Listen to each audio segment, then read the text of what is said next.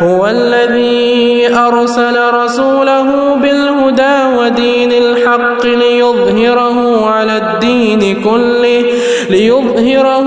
الدين كله وكفى بالله شهيدا.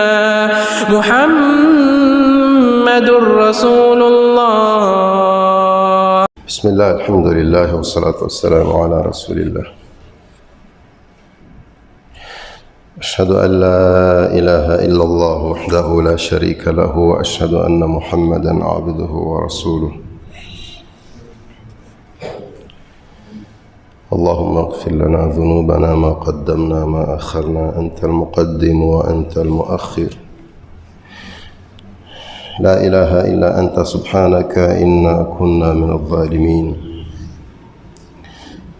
اللهم آت نفوسنا تقواها وزكها أنت خير من زكاها، أنت وليها مولاها، برحمتك يا أرحم الراحمين. السلام عليكم ورحمة الله وبركاته. Ainda falando sobre a biografia do profeta Muhammad sallallahu alaihi wa sallam, na aula passada falamos de alguns costumes dos árabes, portanto na era pré-islâmica.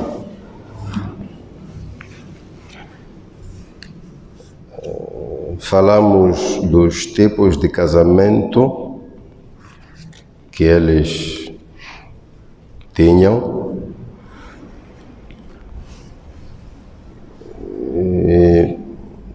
e é daí que nós vamos dar continuidade a esse tema. Mas antes disso, tem aqui uma coisa muito interessante para sabermos. Dissemos que os árabes continuavam com algumas tradições do Nabi Ibrahim alayhi salatu wassalam, embora adulteradas.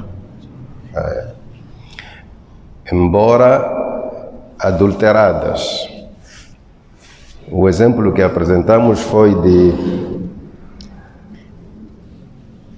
a peregrinação, como é que eles faziam o Hajj. Eles inventaram um costume muito estranho. Vocês conseguem ver, durante a peregrinação, existe aquela roupa própria que se usa ali durante os rituais de peregrinação. Chama-se Ihram.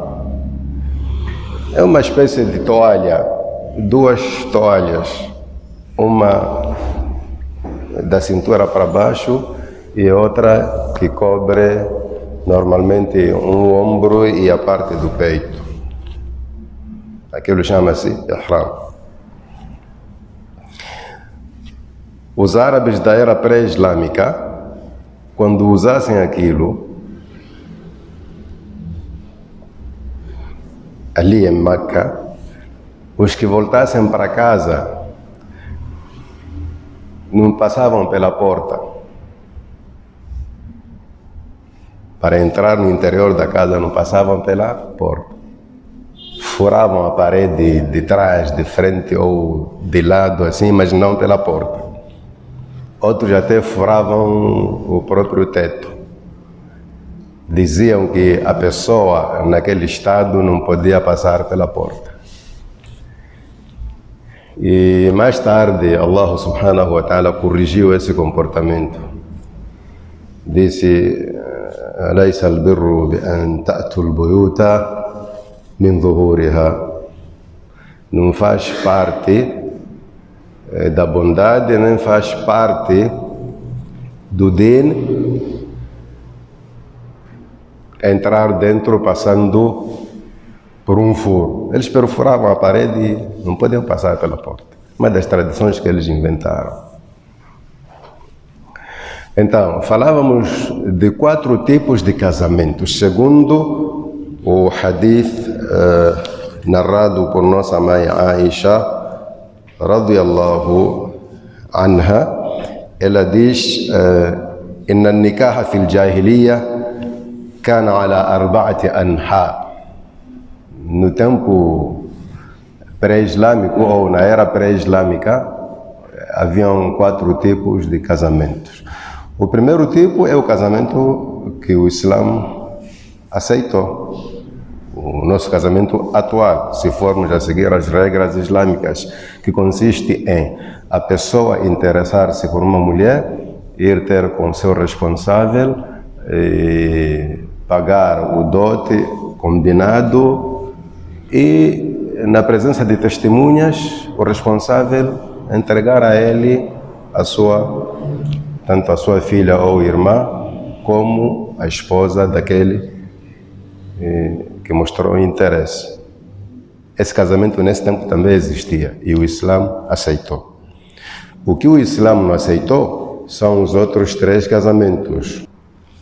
Talvez seja importante eu definir essa palavra nikah. A palavra nikah na língua árabe é simplesmente o ato sexual. Todo compromisso que vos levar ao ato sexual chama-se nikah. Só que pode ser nikah legal ou ilegal. A prova disso, num dos hadiths, a Nabi sallallahu alaihi wasallam, quando fala da mulher menstruada, sua mulher está no período, você está permitido a fazer tudo com ela, e o profeta diz, illa nikah. Isna kulla shay'in illa nikah. Quando a sua esposa estiver no período, faça com ela tudo, excepto o nikah. A pergunta é, como o nikah, se o nikah já está feito? Então significa que nikah aqui significa ato sexual. Você pode acariciar sua esposa no período, pode beijar a ela, pode fazer tudo o que você quiser fazer, excepto o nikah, ou seja, excepto a relação sexual. Então a palavra nikah significa ato sexual, está? Então, neste hadith, a mãe Aisha está a nos dizer que na era pré-islâmica o ato sexual acontecia de 4 formas. A primeira forma, que é a legal, que é a permitida, que o Islã aceitou, é a pessoa interessar-se por uma mulher, gostar de uma mulher, ir ter com os seus responsáveis, depois da conversação e tudo, traçar-se o dote, o mahr, o homem pagar, e o responsável entregar o seu familiar a ele. E aí na entrega temos regras. Quais são as regras? O responsável deve afirmar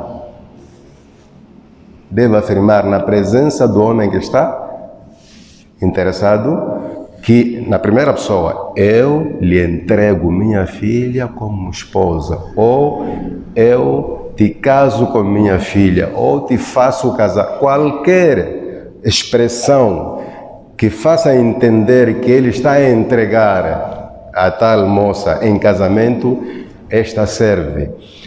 E o interessado deve dizer tudo no passado, no pretérito.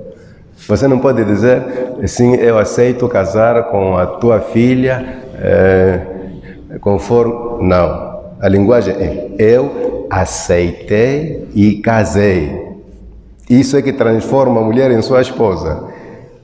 Eu aceitei o que você disse, não é aceito, porque o presente às vezes transmite o sentido de futuro. Se você diz eu aceito, tipo, pode ser no próximo ano, mas eu aceito. Não se quer isso, tem que pôr tudo no passado. Eu aceitei e casei agora, acabei de casar agora com a sua filha ou sua irmã, e menciona o nome dela. Se quiser mencionar o dote, o valor do dote, pode mencionar. Se não quiser, conforme combinamos, seguindo as regras islâmicas. A partir daquele momento é a esposa dele. Esse casamento também existia nesse tempo. E é o casamento que o Islã aceitou, manteve.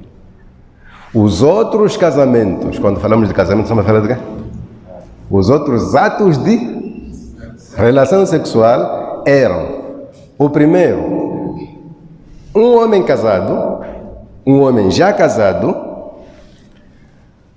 Eu não sei que loucura era essa, mas acontecia. Um homem casado esperava sua esposa entrar no período.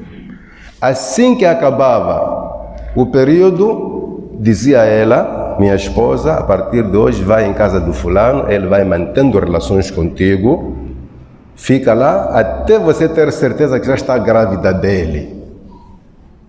Assim que você estiver grávida, pode voltar. E se eu quiser, vou preenchendo, entende, né? Tipo, vamos continuar a fazer relações, só que eu quero é ter certeza que você está grávida dele. Ou se eu não quiser, eu vou lhe deixar assim até que você dê luz.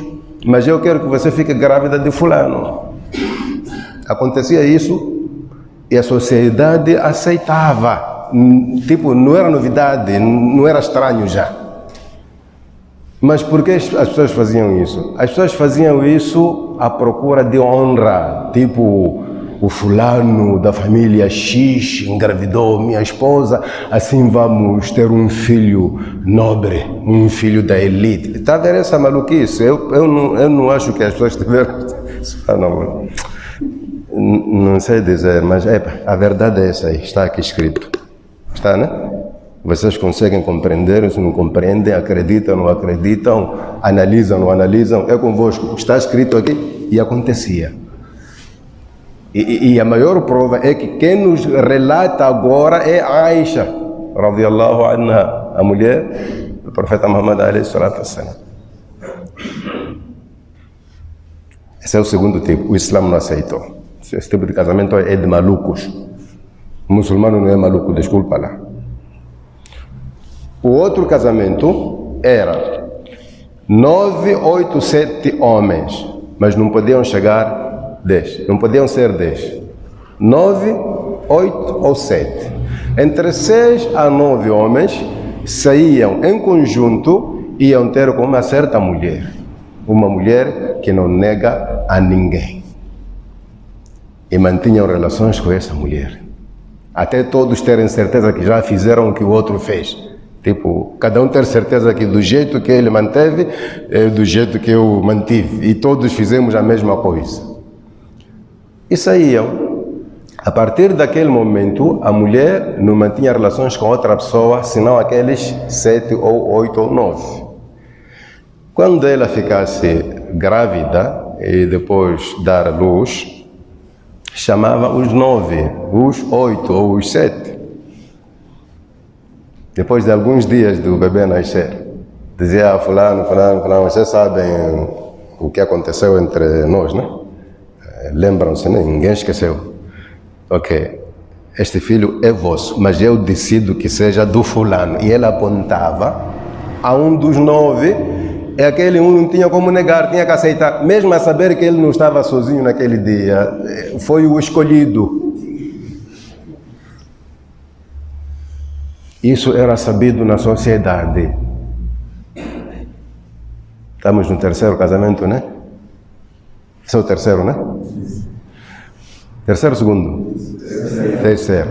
O quarto casamento, que era, subhanallah, eu não sei se é o mais estranho, se é o estranhíssimo, mas essa era terrível mesmo.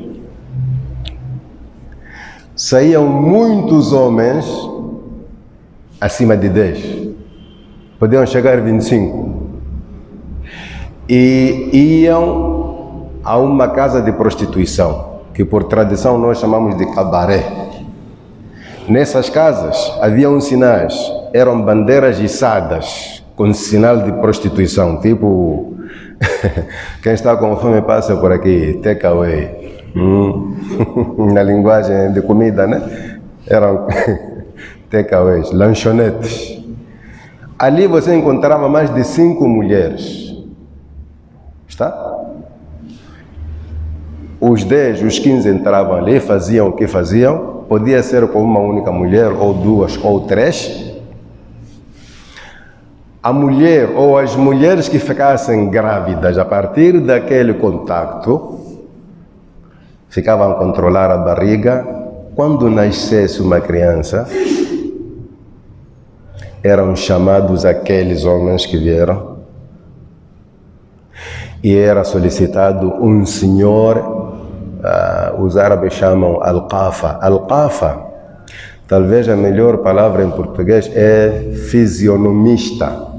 Uma pessoa que consegue dizer a que família você pertence ou quem é o seu pai no meio de muitos, através da aparência. Al-Qafa. Esse é um tipo de conhecimento que até o Islã também reconheceu. Eu depois, inshallah, vou contar uma história que aconteceu com o profeta Muhammad, alayhi salatu wassalam. Chamavam esses fisionomistas, eram pessoas conhecidas, tinham essa capacidade de identificar que este é o filho do fulano. De todos que estão aqui, esta criança é do fulano. Muitas vezes acertavam. Podiam errar, mas muitas vezes acertavam. Então chamavam esses Al-Qafa e pediam para olhar para a criança e comparar com os 10 ou os 15 que estão ali. E eles decidiam que esta criança é do fulano. E uma vez você escolhido, não tinha mais way, tinha que pegar a criança, era sua. É assim que as pessoas se comportavam.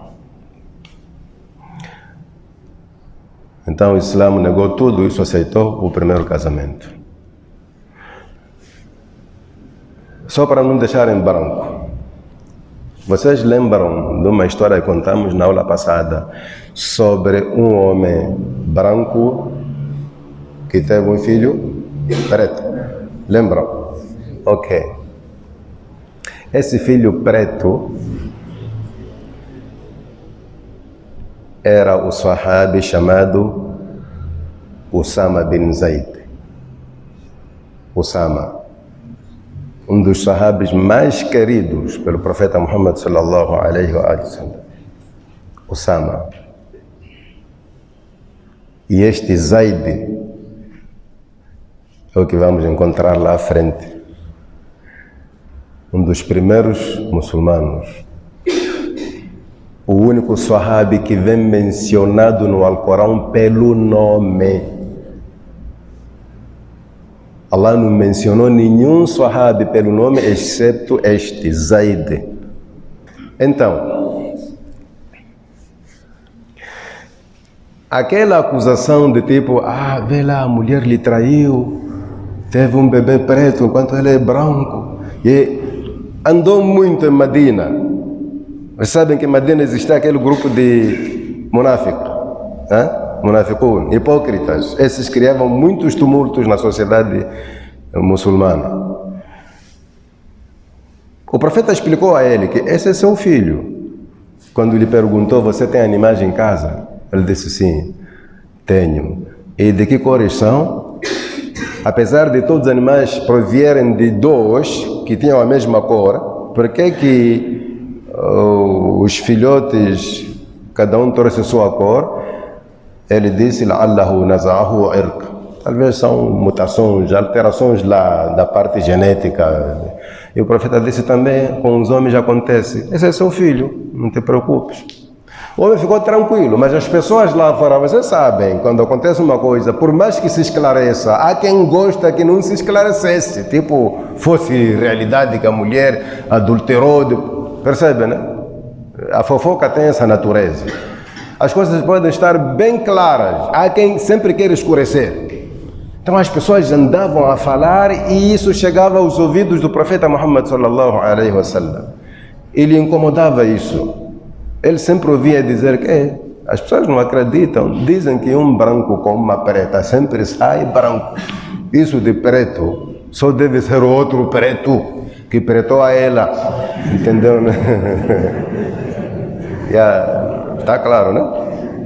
هو الذي أرسل رسوله بالهدى ودين الحق ليظهره على الدين كله وكفى بالله شهيدا محمد رسول الله